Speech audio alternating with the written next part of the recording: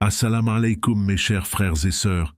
Aujourd'hui nous aborderons un sujet rarement discuté, mais d'une importance capitale. Comment la bienveillance envers certaines personnes peut, au lieu de nous élever, compromettre notre bien-être. L'islam nous enseigne la bonté et la compassion, mais nous rappelle aussi qu'il est essentiel de faire preuve de discernement.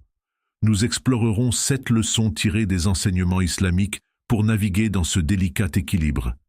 Restons ensemble jusqu'à la fin, car chaque leçon est une étape clé pour une vie spirituelle et personnelle épanouie. Leçon 1. Identifier les comportements manipulateurs. L'islam nous encourage sans cesse à être bienveillants et compatissants envers les autres. La gentillesse est une vertu qui nous rapproche d'Allah, renforçant nos liens sociaux et spirituels. Pourtant, il est tout aussi crucial d'apprendre à distinguer ceux qui pourraient exploiter cette qualité à des fins égoïstes. Dans un monde où l'apparence peut souvent masquer la réalité, certains individus manipulent la gentillesse des autres pour tirer parti de leur faiblesse. Le prophète Muhammad, paix et bénédiction sur lui, nous a avertis des dangers que représentent ces personnes. Il est dit qu'ils usent de ruses subtiles, cachant leurs véritables intentions sous une façade de gentillesse et d'altruisme. Il est essentiel de comprendre que la manipulation ne se manifeste pas toujours de manière flagrante. Les manipulateurs sont souvent habiles, utilisant des techniques subtiles pour semer la confusion et la culpabilité. Ils savent jouer avec les émotions, cherchant à provoquer des sentiments de responsabilité ou de redevabilité chez leurs cibles. Par exemple, ils peuvent utiliser des compliments exagérés pour flatter leurs victimes ou encore s'afficher comme des victimes de circonstances injustes pour susciter de la pitié. Cette exploitation de la bonté est une violation de la confiance, et l'islam nous enseigne à être vigilants face à de tels comportements. L'un des premiers signes de manipulation est la sensation d'épuisement émotionnel après une interaction avec quelqu'un. Si, après avoir aidé une personne, vous vous sentez vidé, non pas d'une manière positive ou gratifiante, mais plutôt comme si vous aviez été exploité, il se peut que vous ayez affaire à un manipulateur. Ces personnes cherchent souvent à vous faire douter de vos propres perceptions, tentant de retourner les situations à leur avantage en jouant la victime ou en vous culpabilisant pour vos actions. Le prophète Muhammad, paix et bénédiction sur lui, a conseillé aux croyants de faire confiance à leur instinct lorsqu'ils perçoivent des comportements douteux. Il nous a enseigné que notre intuition, guidée par la foi, est souvent un indicateur précieux des intentions des autres. L'islam insiste sur l'importance de l'autoprotection, non seulement sur le plan physique, mais aussi émotionnel et spirituel. Pour se prémunir contre ces abus, il est vital de cultiver une conscience de soi et une attention aux signes avant-coureurs.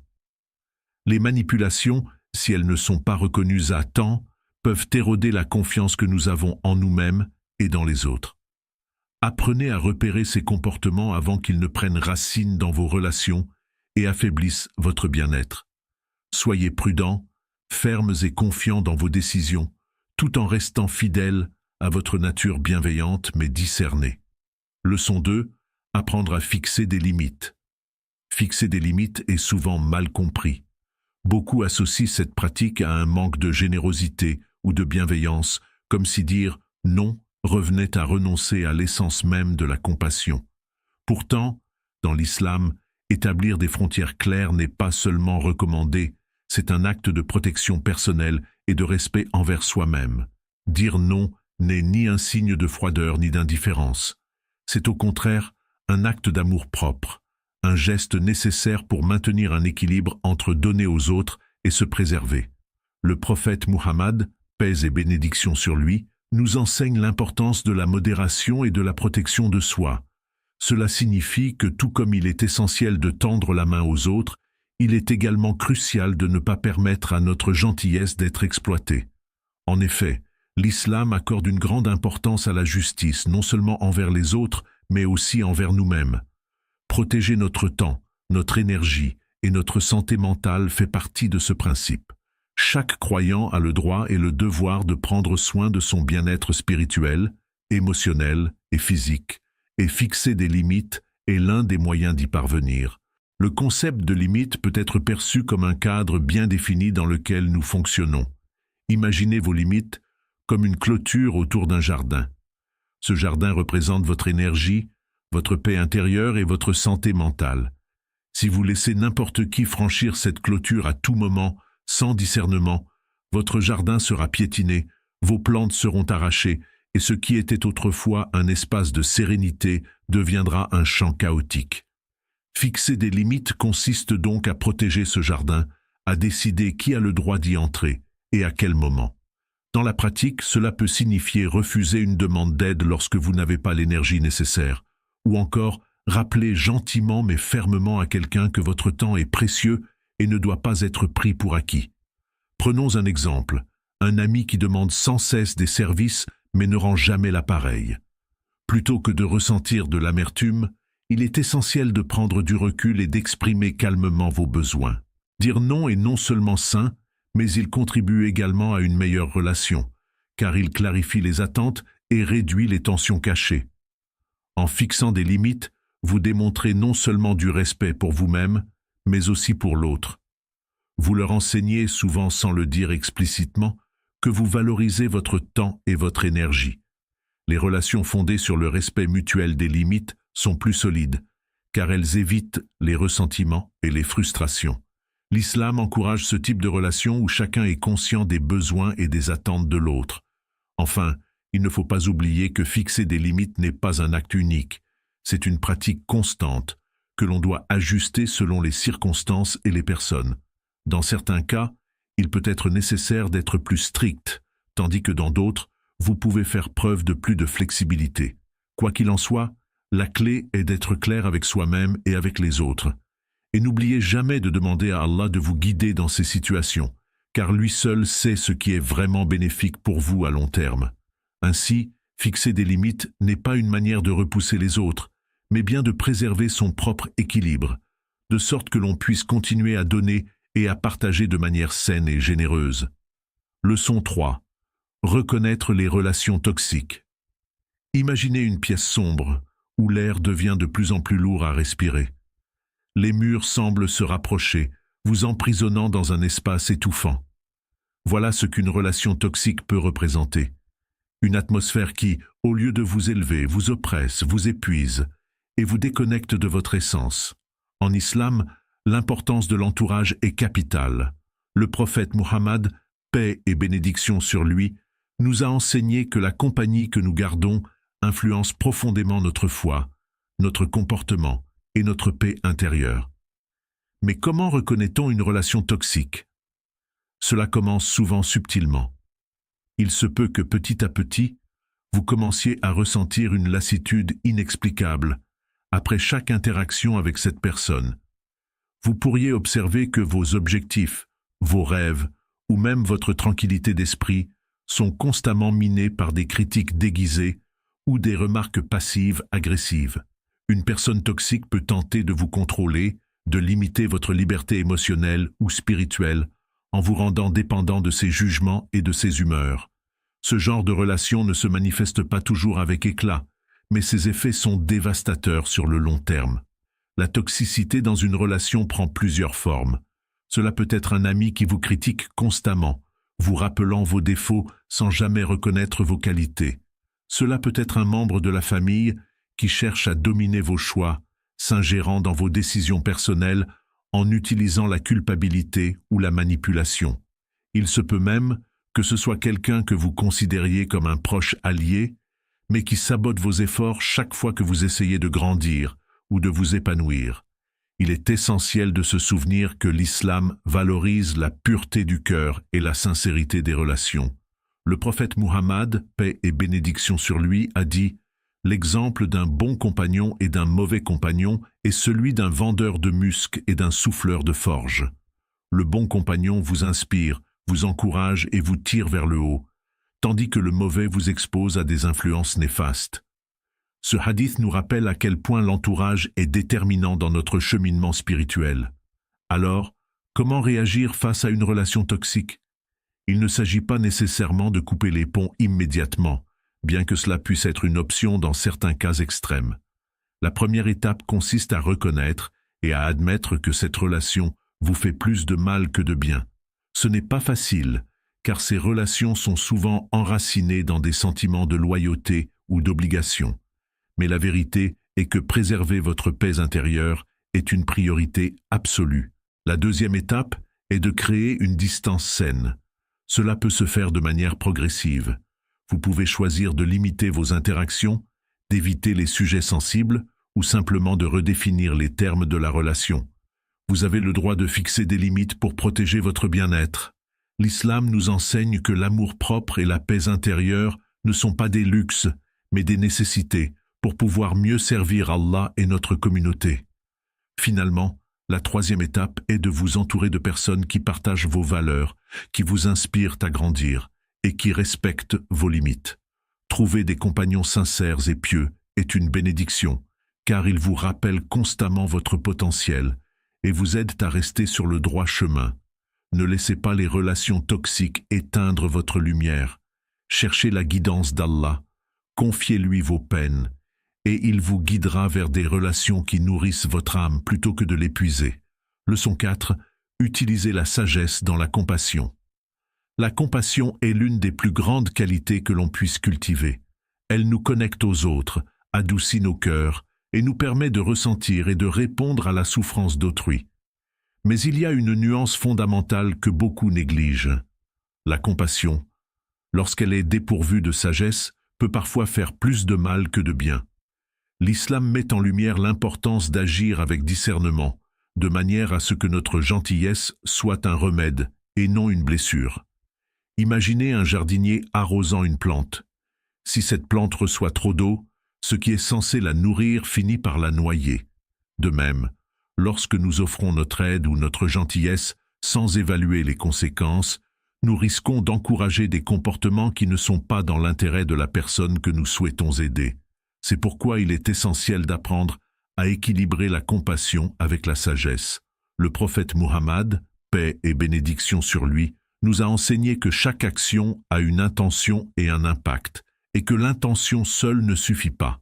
Si une personne demande de l'aide mais que cette assistance renforce sa dépendance ou lui permet de continuer dans une voie préjudiciable, il est alors nécessaire de se poser des questions. Est-ce que notre aide soutient véritablement cette personne dans son cheminement? Ou est-ce que cela l'empêche de faire face à ses propres responsabilités? La sagesse nous pousse à prendre du recul et à évaluer les besoins réels de la personne, et pas seulement ses désirs immédiats. Dans certaines situations, la meilleure manière d'aider quelqu'un n'est pas de lui donner ce qu'il demande, mais plutôt de lui offrir les outils ou les conseils nécessaires pour qu'il puisse se débrouiller seul. Par exemple, au lieu de constamment soutenir financièrement une personne qui ne parvient pas à gérer ses dépenses, il pourrait être plus bénéfique de l'aider à acquérir des compétences en gestion financière. Ce type d'assistance, bien que moins immédiate, est souvent plus durable et plus bénéfique à long terme. L'islam est une religion de modération, et cette modération s'étend également à nos actes de gentillesse. Trop de générosité sans discernement peut créer des situations où notre compassion devient un fardeau pour nous-mêmes.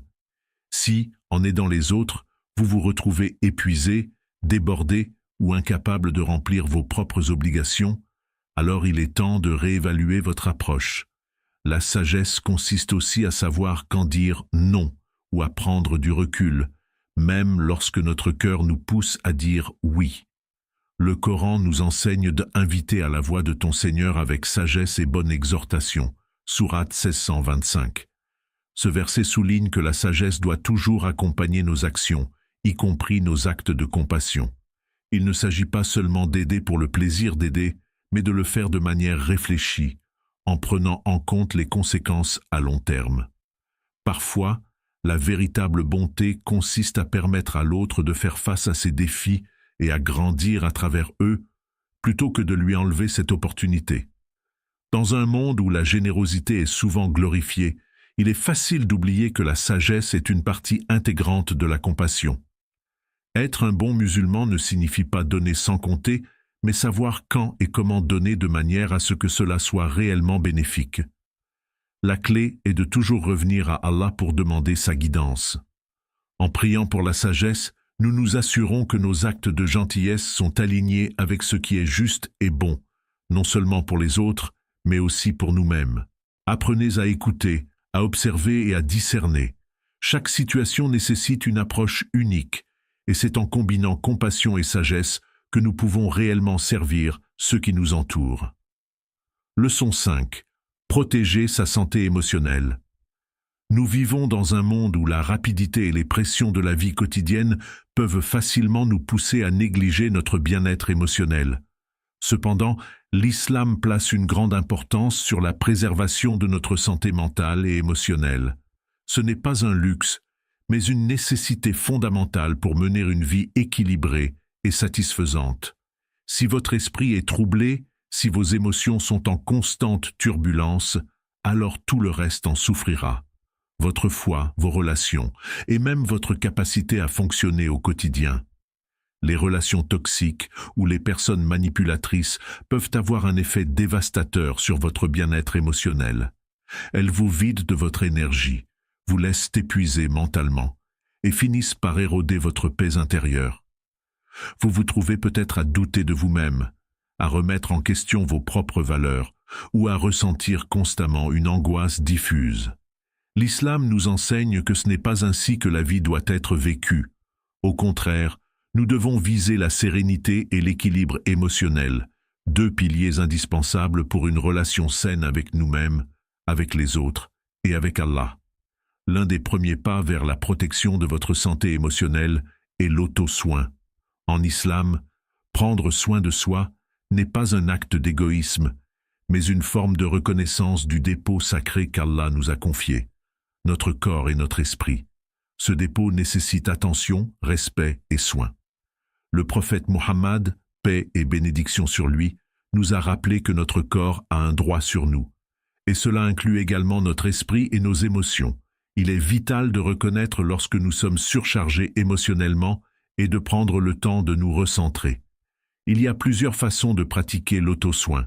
Cela peut être aussi simple que de s'accorder du temps pour la prière et la méditation, de se retirer un moment pour se reconnecter avec soi-même et avec Allah. Passer du temps seul, en silence, peut parfois être incroyablement régénérateur. Vous pourriez aussi trouver du réconfort dans des activités qui nourrissent votre âme, la lecture du Coran, une marche dans la nature ou un moment passé avec des amis sincères. Chaque individu a ses propres moyens de se ressourcer et il est essentiel de découvrir ce qui fonctionne pour vous. Une autre clé pour protéger votre santé émotionnelle est de fixer des limites. Il est crucial d'apprendre à dire non aux personnes ou aux situations qui vous épuisent. Cela peut être difficile, surtout si vous avez l'habitude de vouloir aider les autres à tout prix. Mais rappelez-vous que vous ne pouvez pas verser d'une coupe vide. En prenant soin de vous-même, vous serez finalement plus capable de soutenir ceux qui vous entourent. Sans ce soin, votre capacité à donner se tarira rapidement et vous risquez de vous retrouver à bout de souffle. Enfin, n'oubliez pas que l'une des forces de l'islam est la communauté. Ne restez pas seul avec vos problèmes. Si vous sentez que vos émotions vous submergent, tournez-vous vers des amis de confiance, des membres de votre famille ou même des conseillers. L'islam nous encourage à chercher l'aide et le conseil lorsque nous en avons besoin. Le prophète, paix et bénédiction sur lui, a dit « Le croyant est un miroir pour son frère ». Parfois, il faut une autre personne pour nous aider à voir ce que nous ne pouvons pas discerner seuls. Protéger votre santé émotionnelle, c'est vous accorder la permission de vous retirer temporairement des pressions extérieures pour vous reconnecter à vous-même et à Allah. Ce n'est pas une fuite, mais une forme de renforcement. C'est un acte de foi et de sagesse qui vous permet de revenir dans le monde avec plus de clarté, de force et de paix intérieure. Leçon 6. Se fier à la guidance d'Allah. Dans la complexité de nos relations humaines, il est inévitable de rencontrer des défis et des situations difficiles. Que ce soit avec un ami, un membre de la famille ou un collègue, il peut y avoir des moments où la communication semble rompue, où les malentendus s'accumulent, ou même où la confiance est mise à l'épreuve. Face à ces obstacles, une des meilleures réponses que nous puissions apporter est de nous en remettre totalement à la guidance d'Allah. En effet, Allah est notre Créateur et le meilleur guide dans tous les aspects de notre vie, y compris dans nos relations interpersonnelles. La prière est une puissante forme de connexion avec Allah, un moment de calme et de recueillement où nous pouvons déverser nos préoccupations et nos craintes. Lorsque vous êtes confronté à des défis relationnels, prenez un moment pour vous tourner vers la prière. Parler à Allah de vos luttes, de vos sentiments et de vos doutes peut apporter une clarté surprenante. C'est dans ces moments de sincérité que l'on peut recevoir des réponses, des conseils, ou simplement la paix nécessaire pour naviguer à travers les tempêtes émotionnelles. Le dhikr, ou le rappel d'Allah, est une autre pratique qui renforce notre connexion divine. Répéter des phrases comme « Subhanallah »,« Alhamdulillah » ou « Allahu Akbar » peut nous aider à nous recentrer. Dans le tumulte des émotions, ces mots simples mais puissants servent à nous rappeler la grandeur d'Allah et à mettre nos préoccupations en perspective. Le dhikr purifie le cœur, apaise l'esprit et nous prépare à aborder nos défis avec une attitude renouvelée. Chercher la sagesse divine est également fondamental dans le processus de prise de décision. En islam, nous avons la possibilité de faire des istikhara, une prière spécifique pour demander la guidance d'Allah dans nos choix. Cette prière nous offre non seulement un chemin vers la clarté, mais aussi la sérénité dans l'acceptation de sa volonté. Lorsqu'on s'en remet à Allah, on lâche la pression d'avoir à tout contrôler et on s'ouvre à la possibilité que parfois, ce qui est le mieux pour nous n'est pas toujours ce que nous souhaitons. La confiance en Allah ne signifie pas abandonner nos responsabilités. Au contraire, cela signifie faire notre part tout en sachant que le résultat final appartient à lui. Parfois, cela peut exiger de la patience, de la persévérance et même du courage pour affronter des personnes difficiles. Cela peut aussi signifier prendre des décisions difficiles, comme mettre fin à une relation qui ne sert plus votre bien-être, tout en ayant la foi que vous agissez conformément à sa volonté. L'islam nous enseigne que, dans toutes les circonstances, nous ne sommes jamais seuls. Allah est toujours là, prêt à nous guider et à nous soutenir. En faisant preuve de foi dans les moments d'incertitude, nous renforçons notre relation avec notre Créateur.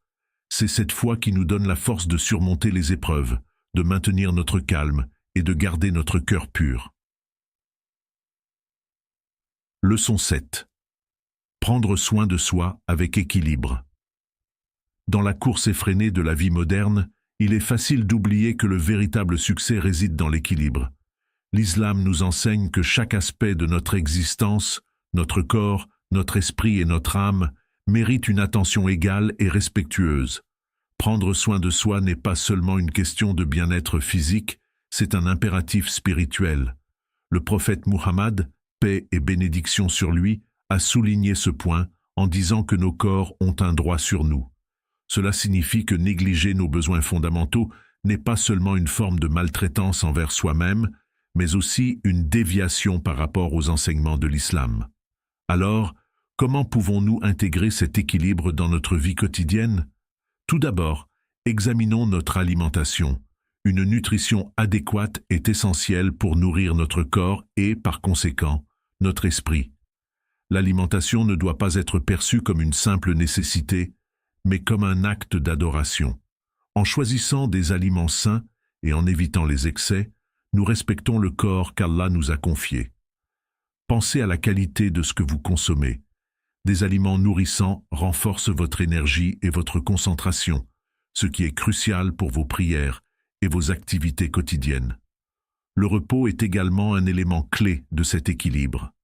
Dans notre société actuelle, il y a souvent une glorification du surmenage. Mais l'islam nous rappelle l'importance du sommeil et de la récupération. Le prophète, paix et bénédiction sur lui, a lui-même montré l'exemple en se reposant et en se retirant pour méditer. Accordez à votre corps le temps nécessaire pour se recharger est essentiel pour maintenir votre santé physique et mentale.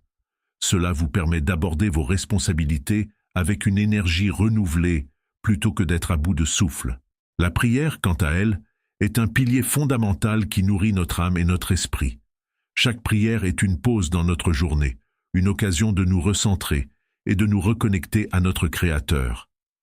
À travers la prière, nous trouvons une source de paix et de réconfort qui nourrit notre esprit. Elle nous rappelle notre but ultime et nous permet de naviguer dans les défis de la vie avec une clarté renouvelée. De plus, l'équilibre inclut également des moments de plaisir et de détente. S'accorder des pauses pour se divertir, rire ou passer du temps avec des amis ne devrait jamais être considéré comme du temps perdu. Au contraire, ces moments de joie sont essentiels pour revitaliser notre esprit. Ils nous rappellent que l'adoration d'Allah ne se limite pas aux rituels, mais englobe également les moments de bonheur partagé et d'interaction humaine. La gentillesse est l'une des plus grandes forces en islam, mais elle doit toujours être guidée par la sagesse. En apprenant à identifier les manipulations, à fixer des limites et à protéger votre bien-être, vous pourrez continuer à incarner la compassion sans sacrifier votre santé émotionnelle. N'oubliez jamais de chercher la guidance d'Allah dans chaque situation, car c'est en lui que nous trouvons la véritable sagesse. Si vous avez trouvé cette vidéo bénéfique, n'oubliez pas de liker, de partager et de vous abonner à notre chaîne. Qu'Allah vous protège et vous guide toujours. Assalamu alaikum.